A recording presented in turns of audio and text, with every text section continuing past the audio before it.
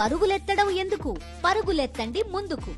పూర్తి వివరాలకు చదవండి రేపటి సాక్షి దినపత్రిక. గడప వద్దకే ఇంటి వద్దకే వచ్చే పెన్షన్ ఆగిపోయింది. గడప వద్దకే ఇంటి వద్దకే వచ్చే ఇంటి వద్దకే వచ్చే రేషన్ ఆగిపోయింది, పెన్షన్ ఆగిపోయింది.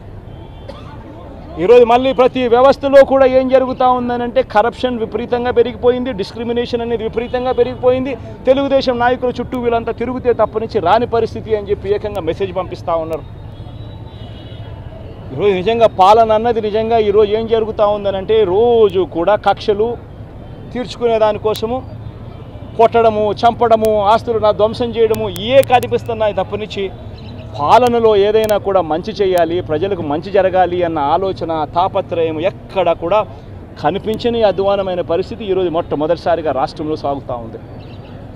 నేను ఇవాళ ఇప్పటికైనా ఒకటే మాట చెప్తా ఉన్నా, చంద్రబాబు నాయుడుకి ఇదే మాట చెప్తా ఉన్నా. కాంపన్సేషన్ అన్నది ఎంపతితో ఇవ్వాలి, సానుభూతితో ఇవ్వాలి, ఇవ్వాల్సిన సమయంలో ఇవ్వాలి. ఇంతమంది హాస్పిటల్లో ఉన్నారు, వాళ్ళందరికీ ఏ ఒక్కరికి కూడా ఈ హాస్పిటల్లో ఉన్న వాళ్ళకి ఏ ఒక్కరికి కూడా ఇంతవరకు డబ్బులు ముట్టల. వాళ్ళందరికీ కూడా మనం ఇస్తామని చెప్పిన డబ్బులు వెంటనే ఇప్పించే కార్యక్రమం చేయండి.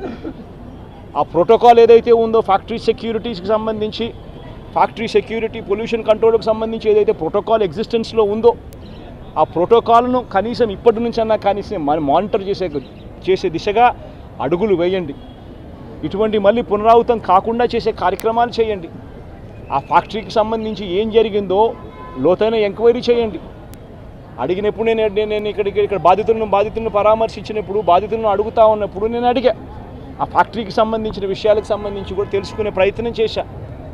ఫ్యాక్టరీలో ఏం జరుగుతూ ఉంది, ఫ్యాక్టరీలో ఎస్ఓపీస్ బాగానే పాటించే వాళ్ళ, ఫ్యాక్టరీలో పొల్యూషన్ కంట్రోల్ అనేది స్టాండర్డ్ మెయింటెనెన్స్ చేసేవాళ్ళ అని కూడా అడిగా. అవన్నీ కూడా బాగానే జరిగేటివే అన్న, బాగానే జరిగేటివే, కానీ ఇది ఎందుకు జరిగిందో తెలియదన్నా అని చెప్పి చెప్తా ఉన్నాను. నేను ఫ్యాక్టరీలకు సంబంధించి వాళ్ళని ఏదో యాజమాన్యానికి సంబంధించి ఎవరన్నా కానీ ఆ యాజమాన్యం వాళ్ళు ఏదో తప్పులు పట్టాలని ఇంకోటి పట్టాలని నేనేం చెప్పడంలా. బట్ లోతైన ఎంక్వైరీ అయితే జరగాలి, ఎందుకు తప్పు జరిగిందో తెలుసుకోవాలి.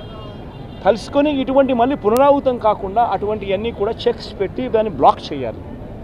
ప్లస్ ప్రోటోకాల్ ఏదైతే ఎగ్జిస్టెన్స్లో ఉందో దాన్ని ఇంప్లిమెంట్ చేసే కార్యక్రమం జరగాలి.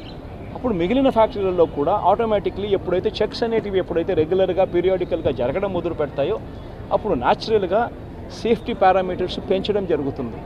సేఫ్టీ పారామీటర్స్ ఎప్పుడైతే పెరుగుతాయో అప్పుడు ఇటువంటి ఘటనలు జరగకుండా పోతాయి. ఇవన్నీ ఖచ్చితంగా చేయాలి. ఇవన్నీ ఖచ్చితంగా చేయకపోతే మాత్రం మేము కూడా ఖచ్చితంగా మరో 2 వారాలు, మరో 3 వారాలు టైం ఇస్తాం. మరో 3 వారాల తర్వాత కూడా ప్రతి ఒక్కరికి కూడా హాస్పిటల్లో ఉన్న వీళ్ళందరికీ కూడా, చనిపోయిన వాళ్ళందరికీ కూడా కాంపన్సేషన్ విషయంలో చంద్రబాబు నాయుడు దగ్గర నుంచి స్పందన రాకపోతే మాత్రం ఖచ్చితంగా వైఎస్ఆర్ కాంగ్రెస్ పార్టీ బాధితుల తరఫున ధర్నాకైనా కూర్చుంటుంది. అవసరమైతే జగన్మోహన్ రెడ్డి స్వయంగా వచ్చి కూడా ధర్నాలో పార్టిసిపేట్ చేస్తారని కూడా ఈ సందర్భంగా ఖచ్చితంగా ఈ ప్రభుత్వాన్ని హెచ్చరిస్తూ తెలియజేస్తాం.